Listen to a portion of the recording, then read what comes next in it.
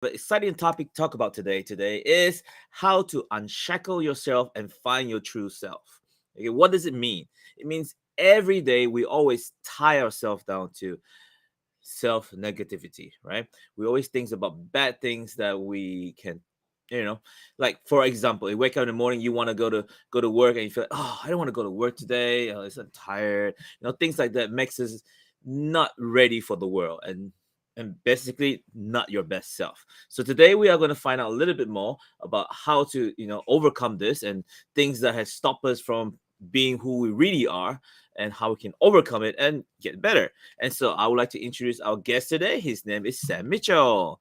So welcome, Sam. Hello. Hey, bub. Thanks for having me on. And I got a question for you before we start, actually. Where For did sure. Uncle Dominic come from? Uncle Dominic, come on. Well, Dominic's my name for one, and I'm kind of old, so people do call me Uncle sometimes. So there you go, Uncle Dominic. And at the same time, it feels like if I do Uncle Dominic instead of Grandpa Dominic, maybe I'm younger and wiser and a little bit, something. Yeah, And uncles are besides, always the cooler uncles are always the cooler family members anyway. that is true. That is true. And recently, there has been a lot of Asian people on the internet that's using uncle. So I'm like, okay, we might as well jump on in with the uncle thing as well. So, but Man, yeah, jump all on the right. bandwagon. Sam, could you introduce yourself to everyone? A little bit about yourself. Yep. So, hello, everyone. My name is Sam Mitchell. I run the podcast Autism Rocks and Rolls, and it is a podcast about autism and how we cope with daily struggles that you may or may not understand. The link is, well, not the link, is I have 17K downloads. Some of my biggest guests I've had are Dr. Temple Grandin and professional wrestler Mick Foley. But through the podcast, it's grown so much. We developed sponsorships, a board of 9 events in Indiana, which is where I'm from, and speaking engagements. I've spoken in Oklahoma, Orlando 3 times, Canada twice, Stuart, Florida, and Washington, D.C. That sounds amazing. So for everyone out there, I'll put a link into the chat after the chat so you guys can check out his podcast also. So, Sam, could you tell us a little bit about autism? Because there's some of us out there that have never really encountered people with autism and don't really know what it's about. Yeah, I can do that. So, autism is really a condition where there is 2 definitions in my view. The view that society gets, it's a neurological condition that makes people lack certain motor skills, not the best with socializing, which is true. I'm not the best at socializing. Even though I've been on 800 podcasts, I still sweat a conversation, and we're not the best at making friends. Partially true. But in my opinion, it's just a different way of thinking. Okay. And so does it stop you from doing what you want to do at all? It can, depending on your range of what society calls functioning. So Right. so the reason why it's called a excuse me, I can't speak today. The reason why it's called a spectrum is because there's a lot of variety of levels. Like there's what society calls low functioning, where they basically have the mind of a 3-year-old. Okay. Middle, Right. which is like they have the mind of a kid, like a child. They're an adult, but they're in their mind they're 10 years old.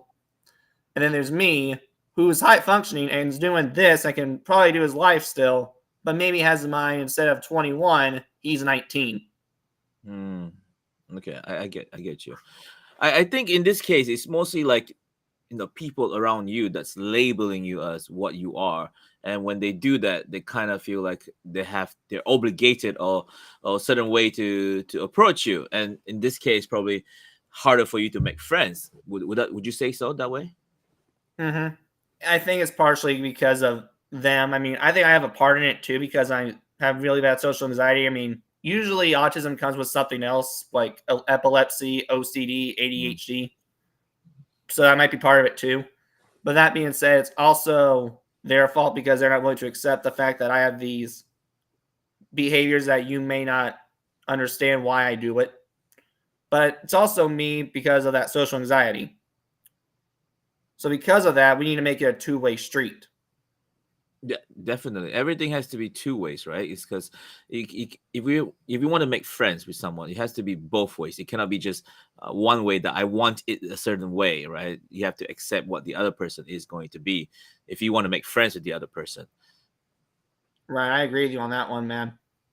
Like for example, I'll give you an example. Like there's I met a friend once, and I have this expectation of having friends, like certain kind of friends. Like I want to be able to talk to you without being judged at, or and so able to have some fun, doing some activities. And then when I meet some friends who are actually they don't care about who you are, or they don't care about your self being, or they just how do we say, plain rude, and they'll say things about it. They're pretty much labeling you as maybe you're a nerd or you're something, and but then you want to be friends with them. So in this case, I have to stood to their jokes or whatever, because I want to be friends with them, right? Right. And so in this And case, I'm putting myself e- in a bad situation. right. And each person has their own level of expectations of friendships. I mean, some are like, you hang out with me, period. Some are, you just got to text me eventually. That's it. Mm, Mine is just don't be mean. That's the only rule I have. In reality, now we can play around. Like, I'm probably the worst because I won't lie, with my friends I have, I do bully them, but it's not like mean spirited bullying. It's, mm. joking around, playing. Like, I'll untie your shoe from behind. You know what I mean? But Yeah, that's the most harm I'll do. yeah, being mean is definitely not nice at all, right? So but here's the thing: what if you have become friends with this friend of yours for a long time, like let's say, let's give it 10 years, right?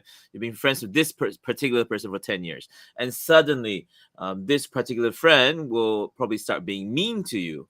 Maybe he or she has found a new group of friends, and they're starting to make fun of you and stuff. So how how do we overcome this? Like, Right. what's your suggestion? And a lot of people don't like confront, they move on. No, I'm like, what the heck? Like, what's going on? A lot of people won't tell them. They'll either just stay in their bubble and then sweat about it or try to find their own. No, I'm like a very, not confrontational, but a realistic person where if something's going on or it's going to happen, I'm going to tell you, like, okay, here's the deal. You're dissing me. What's going on? Is it because you like these people better? And if it is, fine, but I want the truth. And I know the truth hurts sometimes. I haven't told the truth that sometimes is not very pleasant, but I Mm. really don't care because at least you're honest.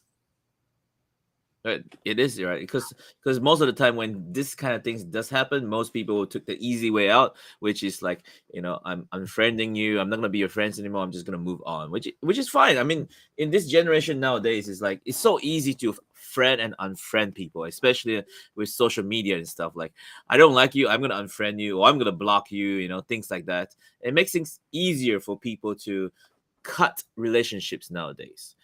But I think it's better to actually find out, like what you did, find out what's happening, and then when we find out what's happening, we can identify whether it's our own fault or it's their fault, right? And if it's Yeah. my fault that they're not being nice to me anymore, I could, change my behavior, change my, the way I do things, and maybe it'll be better. But if it's them, then there's nothing we can do about it, right? Yeah. Yeah. Yeah. There's nothing we can really do about it. And truth be told, there's other people out there. Yeah. So that was And that's the best part. It's not like there's one person you had to be friends when you can't, you don't have to stick your feet to the floor and have glue on it. No. yeah. You can unglue yourself from that person. Because once you close the door, another door is gonna open. There's a saying for that, right? Yes, yes, yes, yes. Right. All right. So I want to ask a bit more, right? So for example, for people like me, I have trouble sometimes. Like, I guess, emotional sometimes. And then you get bad thoughts or negative thoughts, and then how do I overcome it? So usually how I overcome it takes a while. I have to tell myself that no, I gotta be right. I gotta get myself better. I gotta get exercise and forget about all these things. But how do you overcome things like that, like your day-to-day basis? Yeah, with emotional issues, truth be told, I don't worry about it because I just try to keep myself productive. So doing this interview is an example. I know later today I have a couple of other business obligations that's Mm. going to help out. And then I just try to find people who I know are in, whether that be through the phone or through on campus at college. So just keep yourself productive, right? Just keep doing things, right? To a point, yeah. I don't want to go overproductive. I mean, I want some time clearly where it's just, yeah, let me enjoy my cup of coffee. But Mm. most of the time, yeah, I want to keep my brain rolling and keep the brain flowing so the juices can keep getting energy. That's good, right? I think that's good. As for me, I'm a teacher in a school, right? For most students that I teach, sometimes they put themselves in a very bad situation.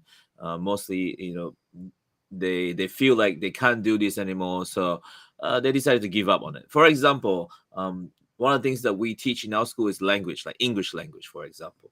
And some students will realize that, oh, I suck at English. I can't do it anymore. And then so they just tell their brain to stop thinking about it. And eventually they give up. And if you start teaching them anything at all, it's simple stuff, they're like, no, I can't do this. Even things like say, what is your name? And they kind of even like, my name is, because they just completely blocked it out, right? So I feel like this kind of self-thinking actually hurts people, actually hurts students as well. You mentioned you go to college, and I assume during my college time, I did meet a lot of young people who are out there full of negativity, or full of being mean to anyone they see that is different to them. And how does that affect you? Like for me, it affects a lot of things, and I'm able to overcome it right now because it's been a while. And so, but during that time, how are you able to overcome yours? Did you have any something similar to this? Well, let's answer it this way. So, high school, for me, it was better academically, but socially, it was terrible.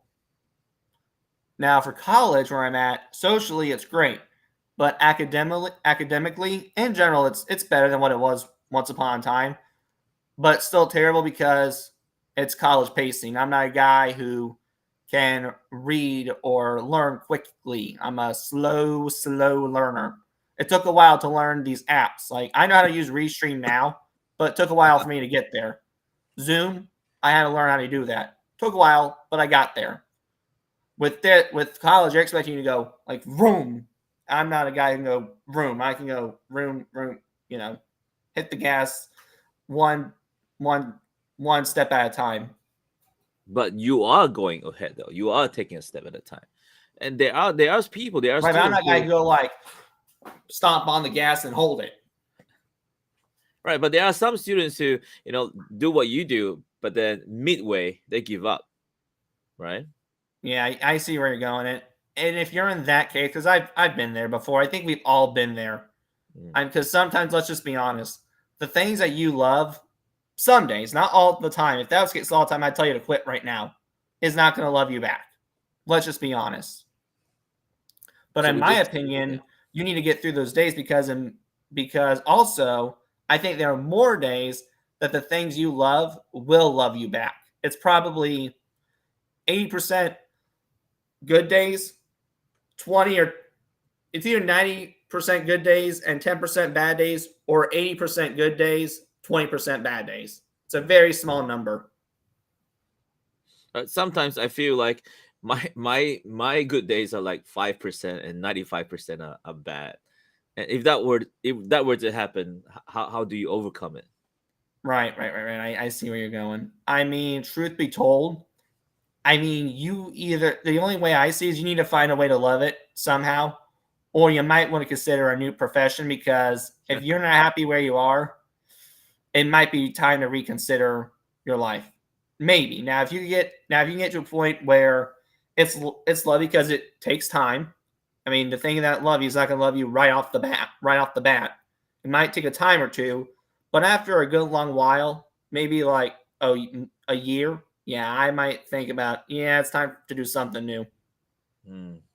I have something similar to this. For example, when I first came to Taiwan, I first start teaching, right, at schools. I was how do I say? I started with about, I was around 75 kg, so I was pretty skinny, right, pretty thin, and then eventually I grew bigger and bigger, and pretty much fatter. And then I hate it so much when students would come and say, "Oh, teacher, you're so fat. Teacher, you're so fat. Teacher, you're so fat." So like the very first few years of my life here in Taiwan, it's kind of like oh, I hate it when everyone stops saying you're fat, you're fat, you're fat, right? And eventually, I kind of embrace the idea of like I need to work. I need the money. If I keep letting this negative stuff impact me, it hurts, my production. So I started saying, fine, I'm fat. I have to embrace it that I'm fat. So everyone tell me, teacher, you're so fat. I'm like, okay, yeah, I'm fat. Thank you. Well, you look very nice too. So I did it in this way. So I established this fact that I was fat for a long time, and you know, it doesn't hurt me so much anymore. Where people say, "Oh, you're fat, you're fat," and so, but recently I did a change. I decided I need to lose weight to become more healthier, and at the same time, it builds. I guess in the same time, it makes me feel like if I keep getting stuck with this syndrome of being fat, it affects me mentally and also affects my production outside. So I realized that I need to lose weight. So I've been exercising myself, keeping it a habit, and makes myself feel, I would say, my self-esteem gets better, my confidence gets better. At the same time, my mind stops thinking negatively, and it makes it. I think it's much better, right? So I think that's for me. That's how I solve my problem. But obviously, it's not perfect yet. It's not what 100% like I'm great and everything. Oh yeah, But it's a 24-hour work in progress, dude. No one, yeah.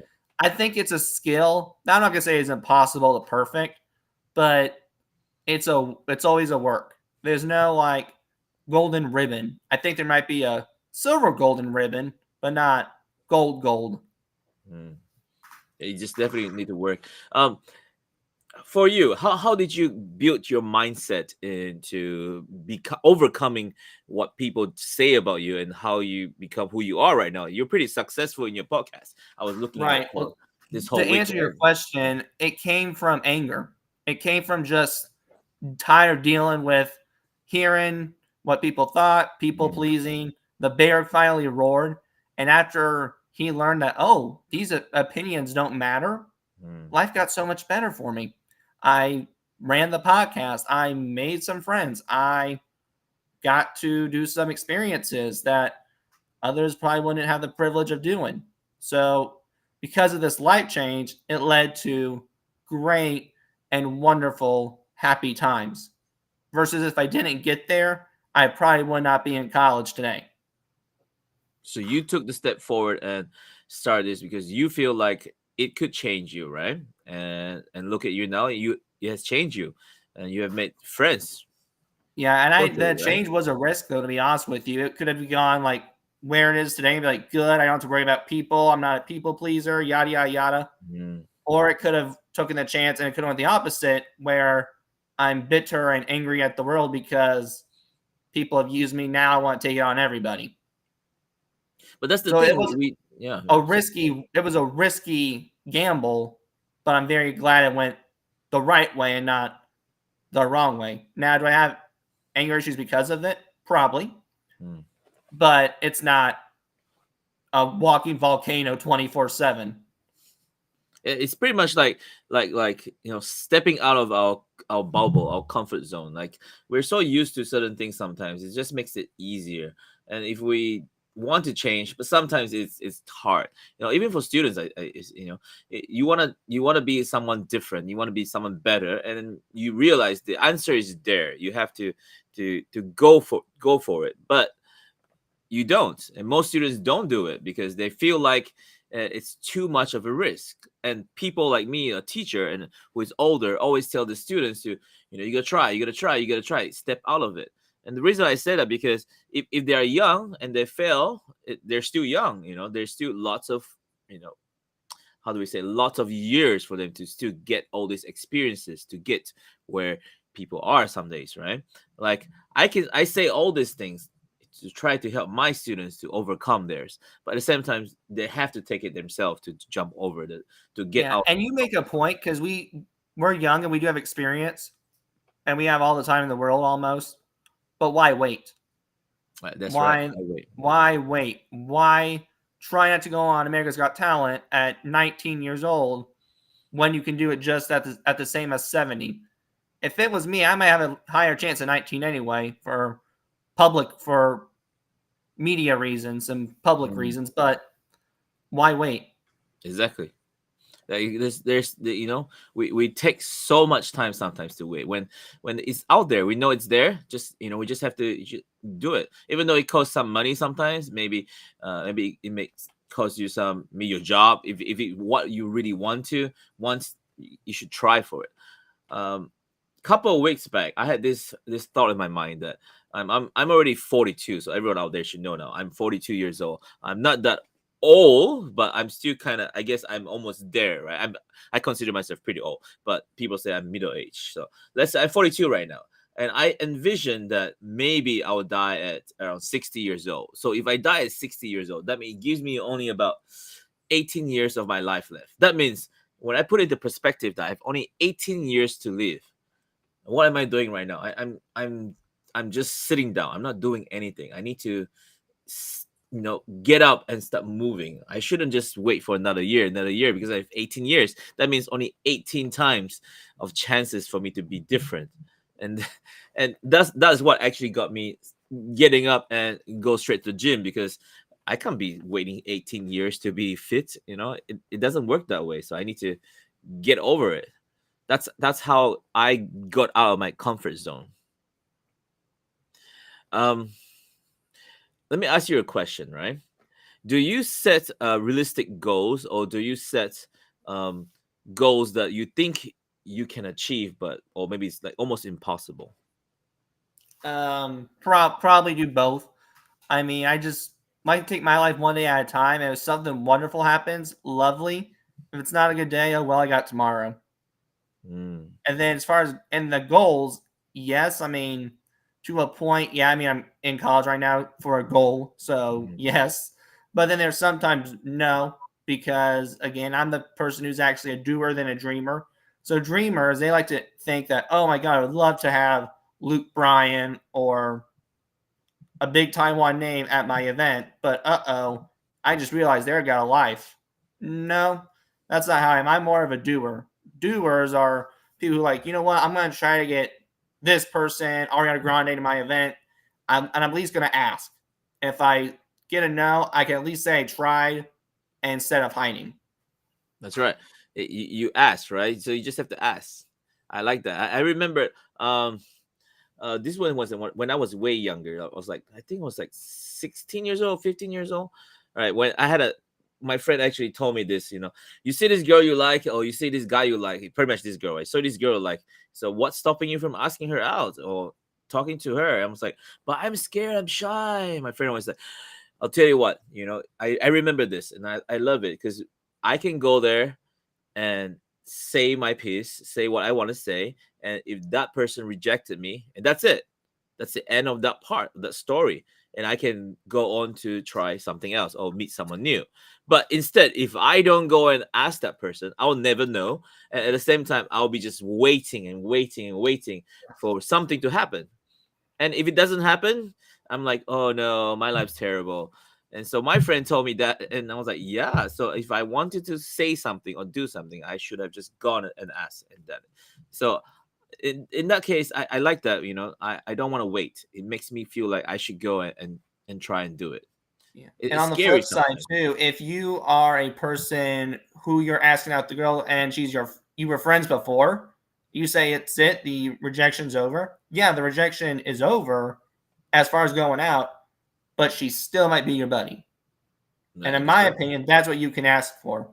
And where I've been, that's what I personally ask for is, hey, you don't want to date me, fine, whatever. But can you at least be in my corner? Hmm.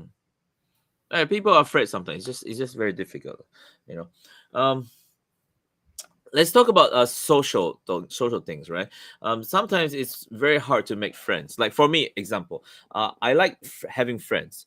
When I see someone outside, it's very difficult. Like I mentioned, you have to, my friend telling me to wait, not to wait, and just go and ask. um Sometimes when I'm outside and I see something or I want to talk to someone, I'm afraid. And my children are the same thing as well. So sometimes when they go out, they want to eat something or do something or buy something. Sometimes it makes them afraid to go and ask. That this is for people, right? So how do you do? Does this happen to you? Like, you know? Yeah, I have days where I don't like to social. It's not because of the people who have been in my corner now, it's the people who have not been in my corner, because this is the chart of people that have manipulated me. Mm. Here's the people that have got me, like, or at least in my corner. Now, hopefully, one day it would grow to where it's either here, but for now, it's here. So that being said, because of that chart, I literally have days where I don't trust anybody. I feel like people are out to get me, and I'm afraid one of those people is going to move from here to here, and it'll be a backstab. So And I have days like that, but then most days are not. I have days where I can literally go see my friends and I'm in a really good mood, and it's just like magic. so let's say those people that have backstabbed you, do you do you do you feel like you know that people are gonna backstab you, and so you shouldn't approach these people anymore? Well, it depends on what you mean by that, because I mean, to a point, yeah, but no, it's probably I'm kind of a little bit of a sick with it. I kind of have an addiction to friends because of that chart, because I want to get to the point where it's here and it's still here. I Mm. want to get to the point where it's here, so I don't have to have those days, because those type of days, it's the worst emotional hangover anyone could ever imagine. I have this question put up to me before. Like, why do I still be friends with people who have already stabbed me or have already backstabbed me? And most of the time, I say the same thing. I do this because it's a working environment, and it's something that I want to have a nicer environment. I mean, they're gonna stab me. It's gonna happen. It's probably gonna happen again in the future. But I want this job. That's the main goal. I want this job. I want to keep my job. I want to have this good environment while I'm working here, even though people stab me. But still, it's an environment that I want to be in, and because of that, I'm able to slowly put aside those negative things that's happened. I know it's gonna happen. It has happened, and it will happen again in the future. I just know it. So, but if I keep putting that in front of me, I would not be able to do what I do. And so it's kind of hard to do my job or do um, meet any social friends, right? Because I know that there are some friends out there who are not perfect to my needs, or not, how do I say, are mean to me most of the time. But I want friends. And so because of that, I have to put aside certain things. And eventually I make friends. But, still, it's difficult. I will say this is difficult, right? It's Yeah. just a way we have to do. What is the thing? Yeah, we have to love ourselves, and then when we love ourselves more, we understand who we are ourselves. Eventually, people will, like you for who you are, and get to you. That's how I feel, Yeah. anyway. And from a personal standpoint, too, another reason why it's not because of the working environment you did, because it's part of it, but because it's just who I am. I'm a firm believer in second chances, because it's a human emotion that we're going to screw up.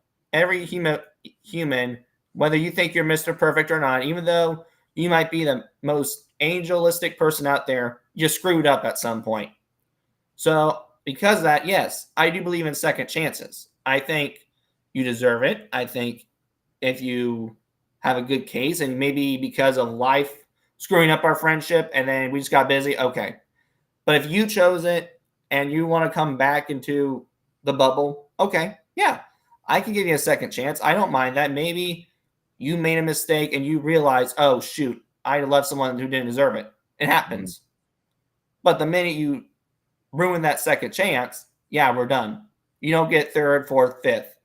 You go back for extras, but you're not going back a second time for extras.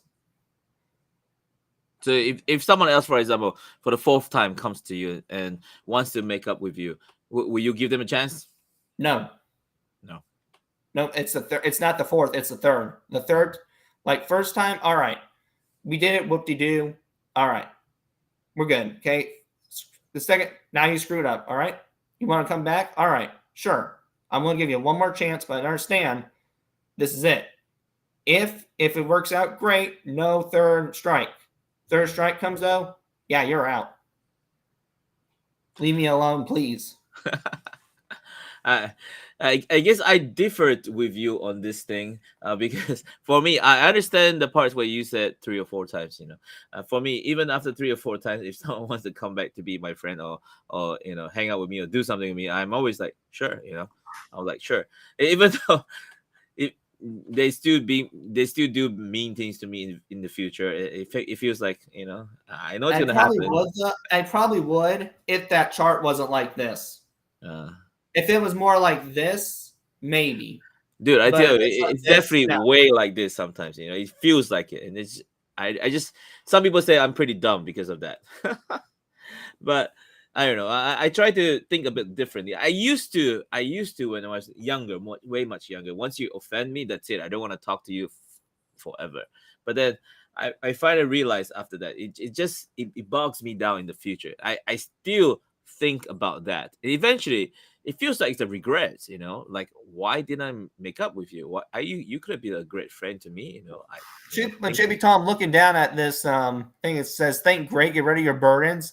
That's why I do it. I'm getting rid of my burden because Mm, now you're not being a good person. You're being a burden. I shouldn't have to carry you, or you should have to come back each time.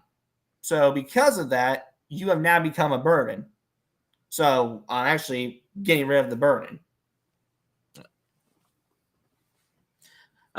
yeah, I like that. I like that. I actually try for me. I try to turn the burden into a positive thing. It's always, I think it's good to try to change negative to positive, because it makes me feel a bit better.